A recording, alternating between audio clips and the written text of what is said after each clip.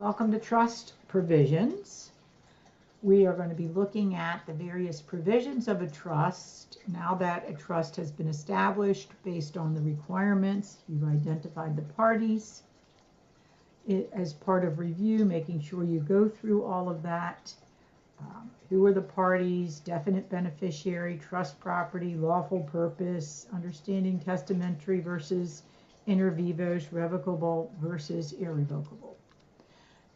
When we come to dispositive provisions, we need to understand whether or not the trustee is to manage the property as separate shares for each beneficiary or as one single investment.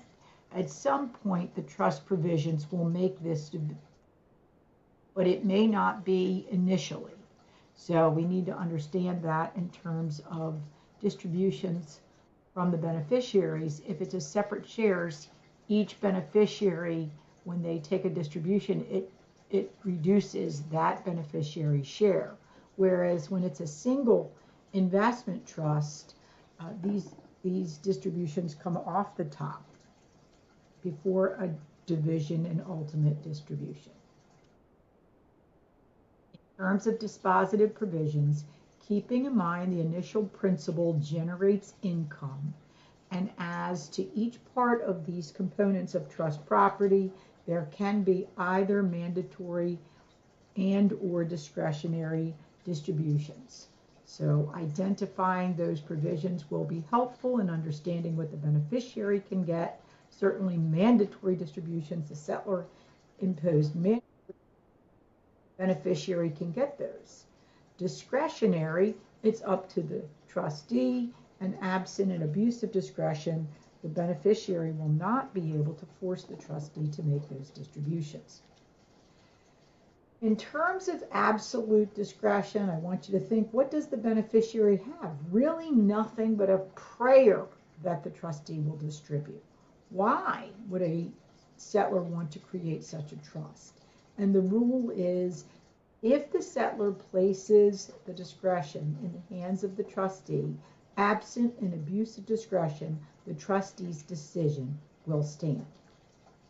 Take a look at the Wilcox case. That's our discretionary trust set up for Isabel.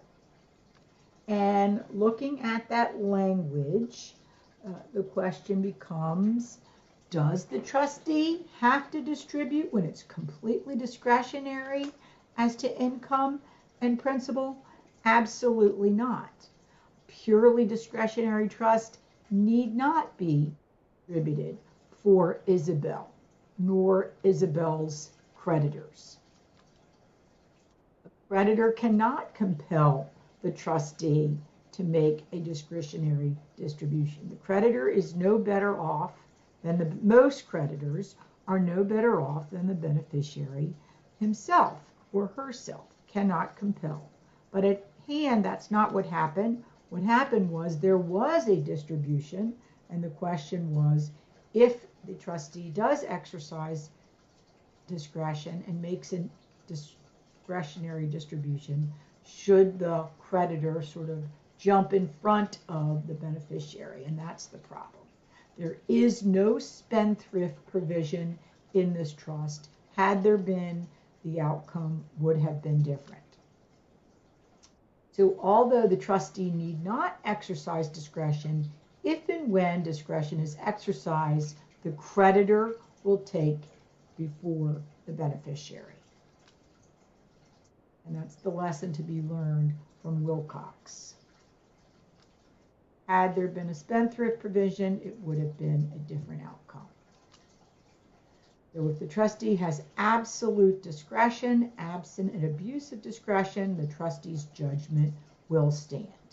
Make sure that you can pick out the discretionary language, understand it's discretionary as to what, income and or principal. The Wells v. Sanford case deals with a support trust. So son sets up a support trust for the benefit of mother.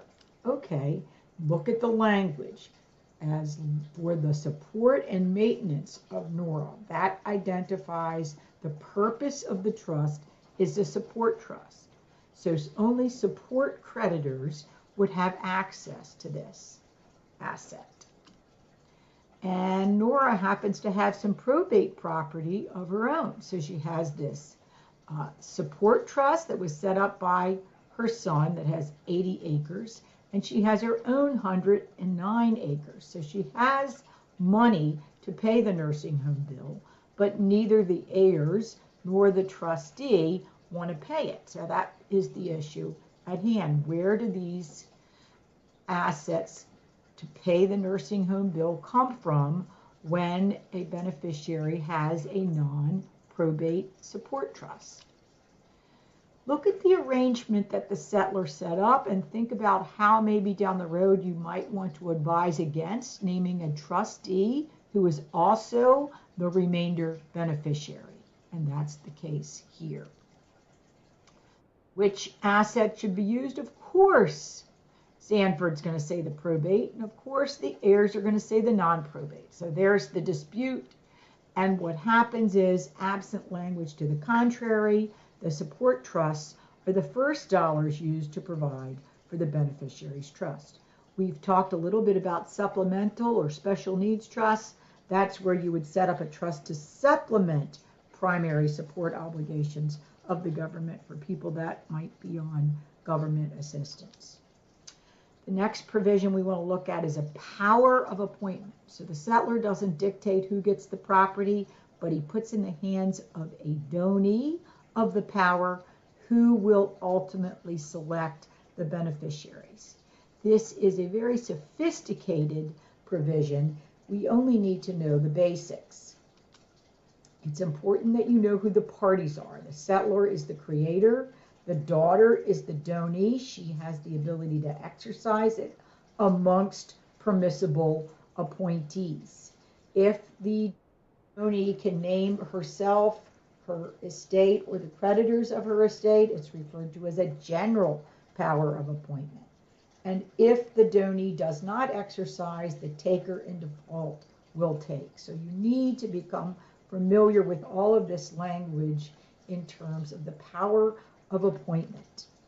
Understand that there are two different types of powers of appointment. There's a general, which allows for the donee to appoint to the donee his or herself, and a special, which would mean anyone other than the donee, the donee's estate, or the creditors of the donee. Hamilton looked at whether or not the wife properly exercised the power of appointment given to her by her husband. Testamentary because she was told to do it by her will. So there was take a look at the residual bequest in chapter 4. It has a very generic term talking about any power of appointment over which I have.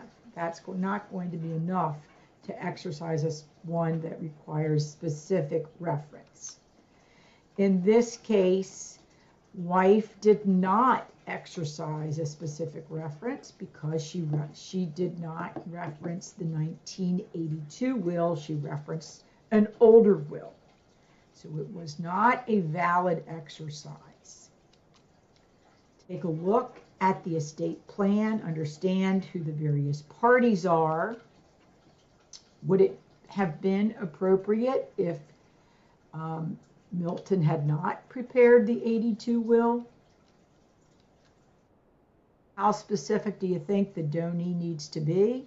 It really depends. A specific reference means a specific reference to where this was created.